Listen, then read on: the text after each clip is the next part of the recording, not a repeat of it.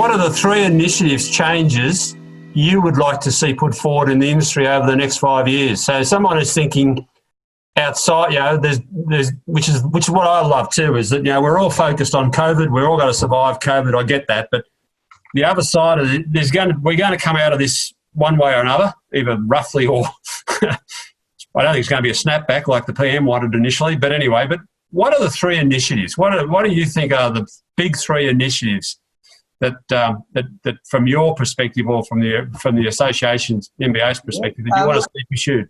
2 that spring to mind, and I'll think about the 3rd while I tell you about the first 2. One is really scrapping that current security of payment legislation.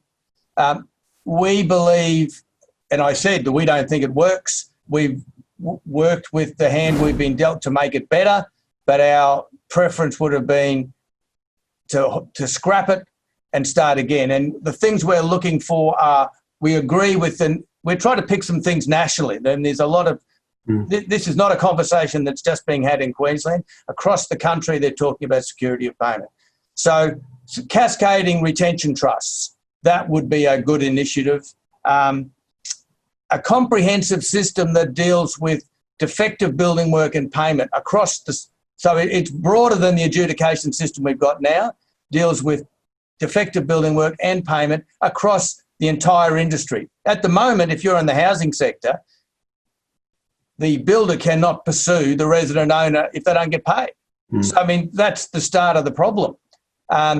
Developers aren't caught up in any of this, and that's something that the state government has done. In the QBCC amendments, it says that by July 21, that the government is to do some sort of review about how developers could be roped in to the security of payment legislation. And that's something the union support us very strongly on, because that's where the rot starts. And just on that, sorry, while you're thinking, I was meant to cover that. Have you got any more information on that? So the Minister said the other day that there was going to be some sort of statutory review, some sort of panel, I presume, or some sort of body of experts were going to come together. Any news, any update in terms of references or anything you've seen?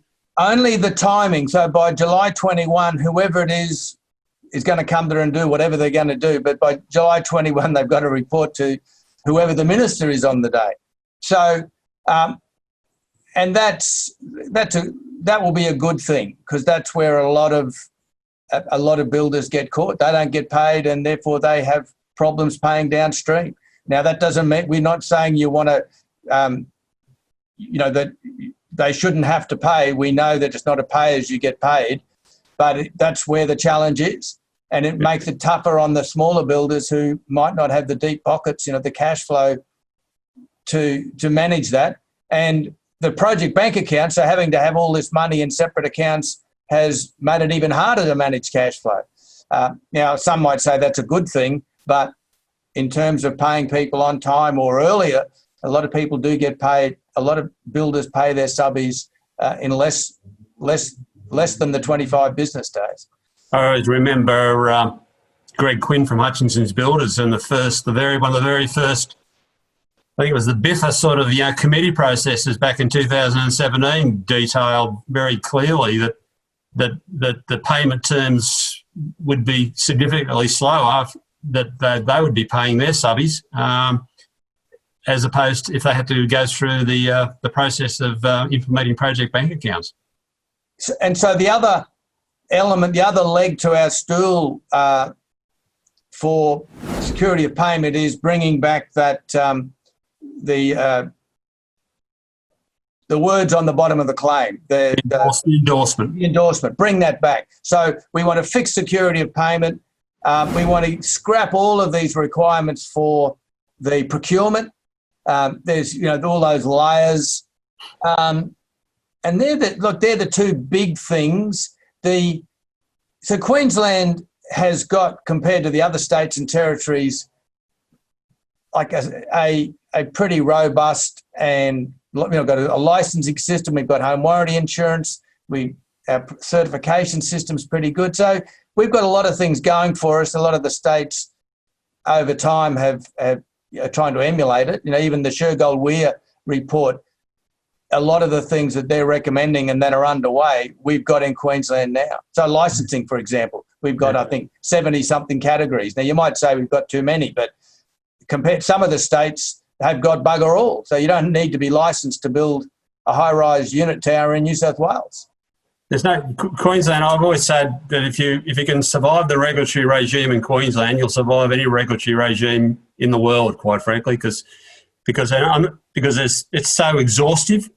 My wish is I just wish we'd stop putting layer upon layer upon layer and fully exhaust the potential for for existing legislation before we move into another sphere of legislation. So I think there's the potential to review all of the legislation and just see, I think we've got a bit of a tendency just to quickly jump on and say, okay, that's not going to work, so we'll just do something entirely new. Whereas if you're properly enforced or brought compliance around with what you already had, you may well find a better outcome. I'll give you a third thing would be to commit to that benchmark for government spending. Okay. And the other thing, even though is really shaking up the QBCC, we think there is some work to be done on some. For every good experience a builder has, they have a terrible one. So there's 4.